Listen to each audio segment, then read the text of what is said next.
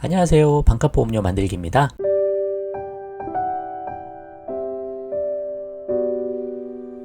오늘은 노후실손 의료보험 3편 영상 준비해봤습니다. 지난 1편에서는 노후실손의 의미 그리고 특징, 가입 연령에 대해서 알아봤고 2편에서는 보험료 수준, 70세 여성분이 노후실손 가입하면 2만원대의 가입이 가능했었잖아요. 그래서 보험료가 아주 저렴하다. 그리고 보장에 대해서는 2개의 기본 보장이 있었고 2개의 특약이 있어서 총 4가지 보장이 있었다. 그런 내용을 했었고 오늘은 일반 실손하고 그리고 유병자 실손 그리고 노후 실손 3가지를 한번 표로 만들어서 비교를 해보는 식으로 설명을 한번 해보도록 하겠습니다. 그리고 3가지 실비가 있는데 이 중에서 어떻게 가입을 해야 되나, 방향은 어떤 식으로 잡으면 좋을까, 그런 가입 방향에 대해서도 한번 설명을 해보도록 하겠습니다. 그럼 시작해 볼게요.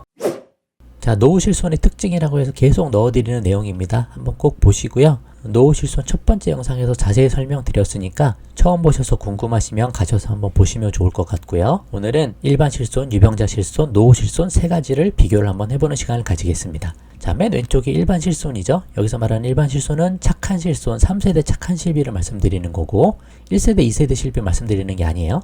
지금 가입할 수 있는 거는 이 3세대 착한 실손 요거밖에 가입이 안 되기 때문에 이걸 말씀을 드리는 부분이고, 그리고 아프신 분, 그리고 병력 있으신 분, 그래서 일반 실손에 가입이 안 되시는 분들, 그분들이 가입하시는 유병자 실손 한번 같이 비교를 해보고, 그리고 지금 계속 설명드리고 있는 50세에서 80세까지 가입 가능한, 보장은 조금 줄어들지만 보험료도 많이 줄여놓은 노후실손에 대해서 이렇게 표로 만들어서 비교를 해보도록 하겠습니다. 자, 그럼 상품 구조를 한번 보시면 여기 착한 실손에 있는 거는 사실 우리 대부분 다 아시죠? 지금까지 제 방송 꾸준히 들으셨으면 대부분 아실 텐데 총 9개 보장 항목이 있습니다. 어떻게 나뉘어 있냐면 질병, 입원, 통원, 약제 이렇게 3가지, 상해, 입원, 통원, 약제 이렇게 돼 있죠? 총 6가지에다가 3대 비급여 특약 분리해놔가지고 많이 사용하시고 보험금도 많이 나가서 손해율이 큰 상품들은 3대 비급여 특약으로 빼서 70%만 보장하는 거, 그 내용 다 알고 계시죠? 그래서 총 3개, 3개, 3개에서 9개 보장 항목이 됩니다. 우리가 주로 가입 금액은 5천만원에 25만원에 5만원 그런 식으로 가입하잖아요. 반면에 유병자 실손에서는 약제가 다 빠져 있습니다. 그쵸? 그리고 3대 비급여 특약도 다 빠져 있습니다. 그래서 질병 입원, 질병 통원, 상해 입원, 상해 통원 총 4개만 보장하게 되어 있습니다. 약제 보장을 안 해줄 테니 대신 약 먹어도 가입은 해주겠다. 그 내용으로 보시면 되시죠? 근데 유병자 실손은 아주 보험료가 비싸다. 그렇게 하시면 되시고, 노후 실손은 지난 시간에 설명해 드렸듯이 기본 보장은 2가지밖에 없습니다. 상해형 하나, 질병형 하나 이렇게 2개만 나뉘어 있고 요 안에 입원 통원이 다 포함되어 있다고 제가 말씀을 드렸고, 특약으로 상급병 실료 차액 그리고 요양병원 의료비 그거를 2개로 분리해 놨다. 그래서 보험료 부담되면 요 2개도 빼고 기본 보장만 가져갈 수도 있게 해놨다. 그래서 총 4개의 보장 항목으로 구성이 되어 있습니다. 그러면 구조별 특징은요, 착한 실손을 기본으로 봤을 때 유병자 실손은 여기서 약제가 다 빠져 있고 3대 비급여 특약이 아예 보장이 안 됩니다. 그래서 4개 보장으로 줄어 있는 상태고요. 노후 실손은 아예 구조가 다르죠. 기본 보장 2개에다가 특약이 2개가 있다. 총 4개로 구성이 되어 있다 말씀을 드리는 부분이고, 실비가 보장하는 보장 비율은 착한 실비는 우리가 선택형으로 주로 가입하시니까 선택형 가입하시면 급여의 90%, 비급여의 80%까지 보장을 해준다. 그럼 내가 내는 금액은 급여의 10%, 비급여의 20%만 내면 되는 거죠. 그래서 건강보험하고 실비보험만 가입됐으면 병원비의 대부분이 그냥 처리가 된다. 계속 제가 말씀드리는 부분이고, 유병자 실손은 급여, 비급여 모두 70%입니다. 많이 줄죠? 보장도 작은 대신 보험료까지 비싸다. 그래서 가능하면 일반 실손에 가입하시는 게 설령 할증이 좀 되더라도 이게 더 싸거든요.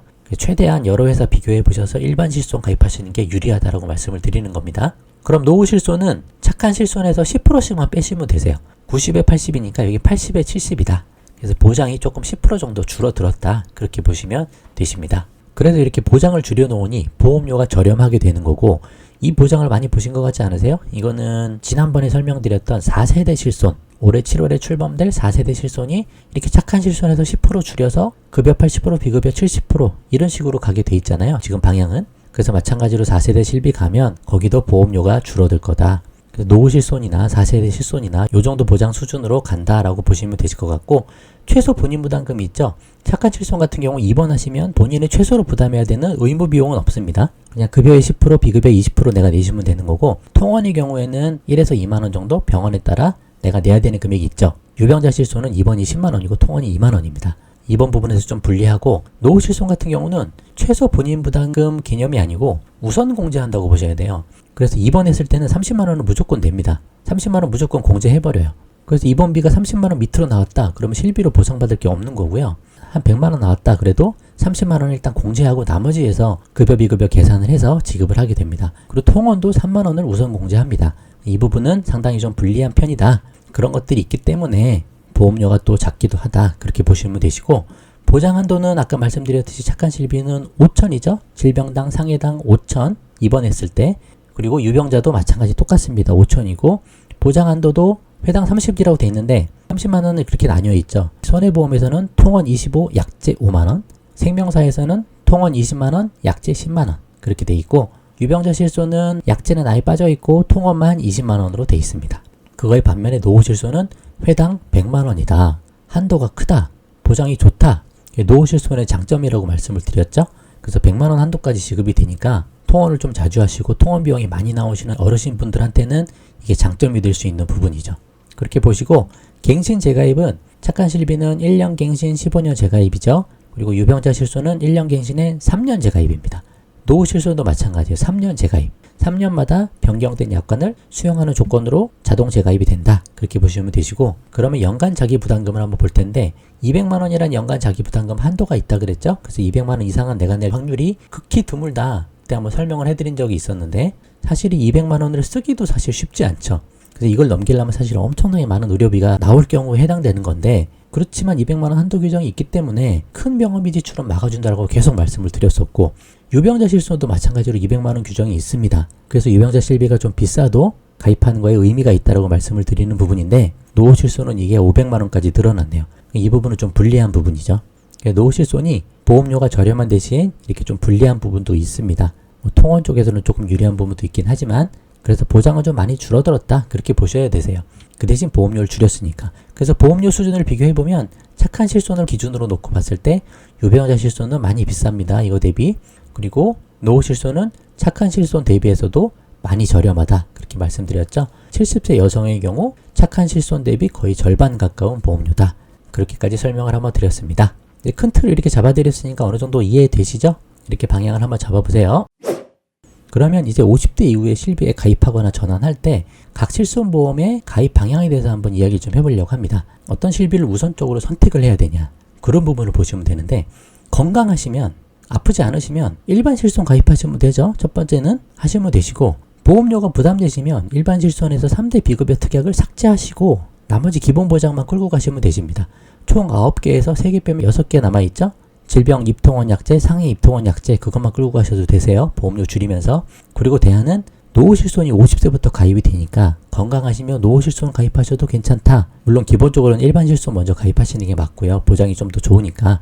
근데 보험료 부담되면 노후실손 가입하시고, 이것도 보험료가 부담된다. 그러면 2개 특약 있다 그랬죠. 요양원 의료비 그리고 상급병실료 차액, 그거 2개를 삭제하고 나머지 2개 기본 보장만 끌고 간다. 그렇게 하면 더 저렴하게 보험을 유지할 수 있다. 그렇게 말씀을 드렸었죠. 그런 식으로 방향을 잡아보시면 되시고, 병력이 있으면 다른 방법이 없습니다. 그냥 유병자 실손 가입하셔야 되세요. 그렇게 방향을 잡아보세요. 그러면 보험료별 가입 방향은 아까도 말씀드렸듯이 노후 실손이 가장 저렴하고 그 다음 일반 실손, 유병자 실손이 됩니다. 참고하시고, 가입 우선순위는 일단 기본적으로는 일반 실손을 가입을 하셔야죠. 일반 실손에서 병력이 있어서 할증이 되더라도 유병자 실손보다 저렴합니다.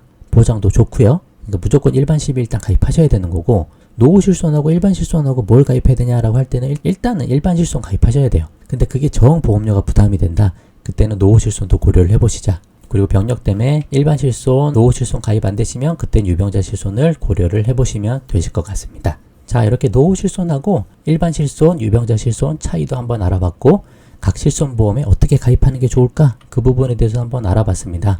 그러면 결론 및 향후 계획은 각 상품별 특징을 이렇게 우리가 잘 알고 잘 활용하는 게 중요하다고 말씀드리고, 차후 영상에서는 실손 전환 제도에 대해서도 활용하는 방법을 한번 살펴보도록 하겠습니다. 그럼 오늘 영상 여기까지만 하고요. 도움되셨으면 구독과 좋아요 부탁드리고 공유도 많이 부탁드립니다. 마칠게요. 감사합니다.